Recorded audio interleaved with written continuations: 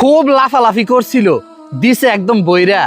আর করবিনি, বাকি যেগুলো আছে এগুলোরও সাইজ করতে হইব। কার কথা বলতাছ এভাবে? ওই যে খুব লাফাইছিল ইনকিলাব মঞ্চ। তো কি হইছে? কি হইছে দেখোস নাই? একদম উপরে পাঠাই দিছে। খুব লাফাইছিল, দেশপ্রেমিক, দেশের জন্য কথা কয়। ওসমান আদি শহীদ হইছে, এজন্য তোর খুব খুশি লাগতাছে। মরবো না? এরকম লাফাইলে তো মরবই। আচ্ছা, তোর দাদা তো কোনোদিন দেশের জন্য কথা বলে নাই, তাহলে তোর দাদাই মরলো কেন? কি কস? তোর বাপেরও দেখলাম সারা জীবন মানুষের দালালি করছে, তাহলে হ্যাঁ মরলো কেন?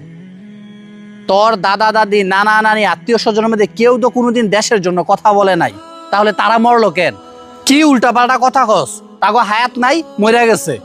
ও, তাহলে মনে হয় ওসমান হাদির হায়াত থাকতে সে মরে গেছে। রাস্তার মধ্যে গুলি খেয়া মরে, এগুলা জীবন? শোন, ইমাম আবু হানিফা রহমতুল্লাহ আলাই ওই সময়ের যে জালেম শাসক ছিল তার অত্যাচারে জেলখানার ভিতরে মৃত্যুবরণ করছে। ইমাম আহমদ ইবনে হাম্বল সত্য কথা বলতে গিয়া জুলুমের শিকারে মৃত্যুবরণ করছে। এই দুনিয়াতে কেউ চিরদিন বাইচা থাকবো না, সবাই মরতে হইব। সুতরাং 500 বছর বিড়ালের মতো বেঁচে থাকার চেয়ে 1 ঘন্টা সিংহের মতো বাঁচা উচিত। বিড়ালের মতো 500 বছর বেঁচে থাকার কোনো লাভ নাই। সিংহের মতো 1 ঘন্টা বাঁচতে চাই।